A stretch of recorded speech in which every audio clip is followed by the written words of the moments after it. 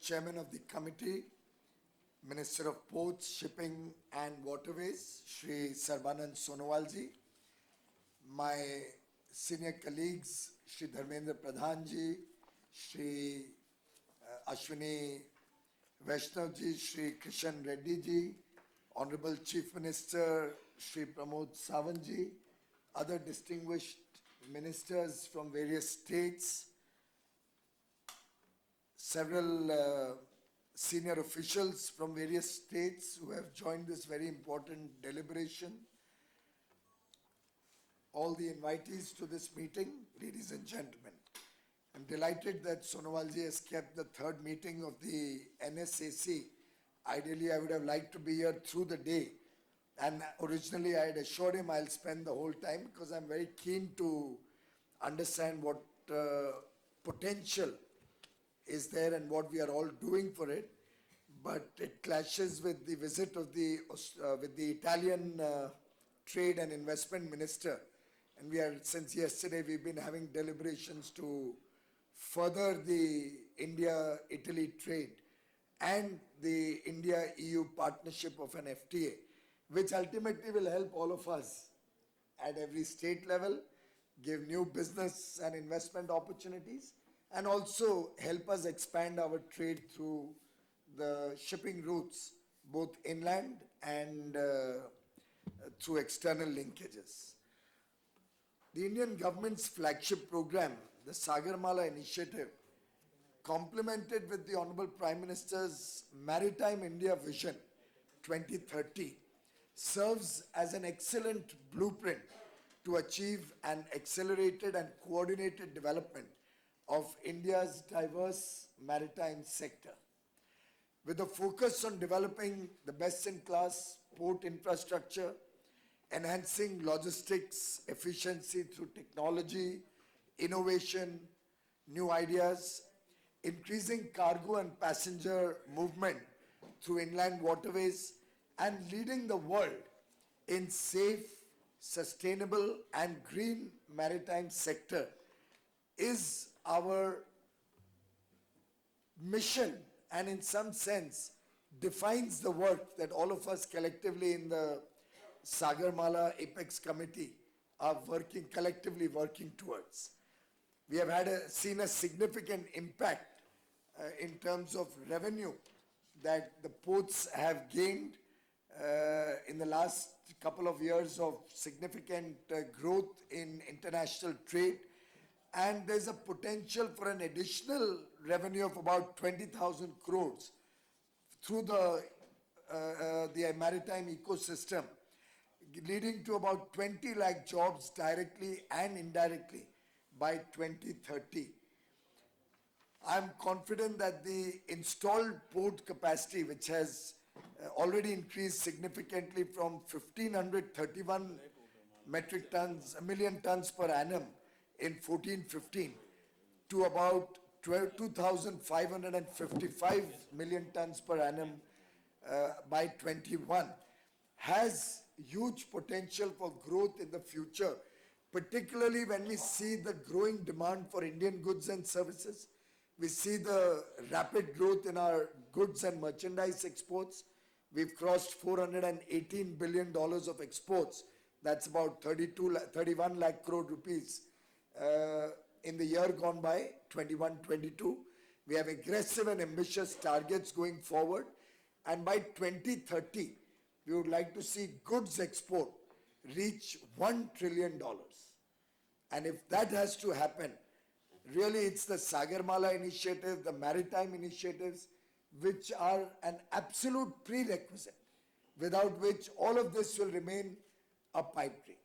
And therefore I would urge all our colleagues around the table associated with the maritime sector, both from the government side, from the various stakeholders, that this is something we will have to take forward in mission mode. Our port capacity, the technology that we use, the way we plan our infrastructure to suit the needs of our international trade, what needs to come in, what needs to go out. For example, the other day I was told there's need for huge tankages at our ports because there's huge potential for chemical import and export. And I think, if I remember correctly, I called up Dr. Sanjeev Ranjan, the Secretary of the Ministry, immediately, requesting him to take this forward, allocate land, take it in a public-private partnership mode, because every bit of expansion of the shipping industry, the port sector, and the overall modernization of this sector straight away leads to the cost of logistics coming down, the turnaround time becoming more efficient, and will have a direct impact on India's international trade. And I'm sure you all understand that if we don't increase our exports rapidly and do not earn adequate foreign currency quickly, there's a very, very big danger of huge amounts of trade deficits, huge amounts of currency devaluation or inflation hurting India. So it's very essential our foreign exchange earnings go up. It'll keep our rupee stable, foreign currency stable. It will help bridge the trade deficit. It'll help keep inflation under control with the rupee being stable. It'll promote more investments from international sources. Foreigners will look for lower return when they have the confidence that Indian currency is stable, which means more investment at lower profit or return expectations. And finally, interest rates also can be kept low if our currency does not devalue or our inflation doesn't go beyond 6%. So I think it's a virtuous cycle that international trade, particularly export of goods and services, leads India to. Therefore, we've kept ambitious target of $1 trillion by 2030 of goods and $1 trillion in services. And my colleague Shri is here. The IT sector has really done some wonderful work in the last few years. This year, we have had the highest ever service exports, largely on the back of IT exports growth. $254 billion, highest ever in India's history, without travel, without tourism and hospitality at its full potential. Kishan Reddy ji has recently prepared a document for a new tourism policy. When all of us collectively work in different areas, these missions are possible. There's huge demand for skilled Indian manpower, for which Honorable Minister Shri Dharmendra Pradhan ji is making rapid strides to implement the new education policy. All of us also are working towards that collective mission, which will help improve the quality of Indian manpower, our talent, pool of talent, which will not only get jobs in India or work in India, but will also get opportunities in other countries. In the FTA, for example, in Australia, they've given us visas also for Indian chefs and Indian yoga instructors. We have also been given an assurance of a extended visa for our STEM graduates or other people who study in Australia. But at the same time, thanks to the new education policy, we are exploring dual degrees, where Australians come to India for 2 years out of 4 years and Indians go to Australia for 2 out of 4 years. It will bring down the cost of education and yet give our young boys and girls opportunities worldwide. I'm sharing all of this with you. It's all connected. Those boys and girls will get opportunity only if trade increases, investment increases, our linkages increase with these countries. And therefore, this cannot be Sonowalji's effort alone. It cannot also be the effort of Shipping or Ports Ministry alone. It will have to be the collective mission of all of us, particularly the coastal states, and of course, all other states also. If we are looking at greater international recognition and stake, a greater role in world trade, a greater role in world economies, then it will have to be a holistic vision. And believe me, the shipping and port sector is the most important pillar on which our future international engagements rests.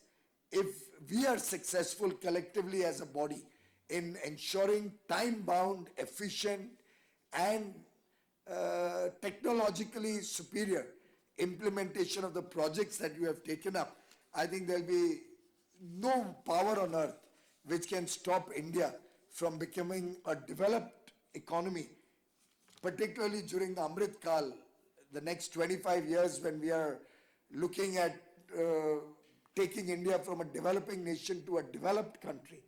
It will be the collective effort, Sabka Prayas, as Honorable Prime Minister says, which can help take us there.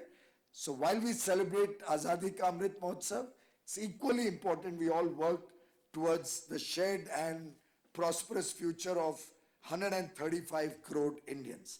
My compliments to Sonowal ji and his entire team for the wonderful work that they are doing. As the Prime Minister said, and I quote, India is emerging as a leading blue economy of the world. The government is investing in waterways in a way that was never seen before.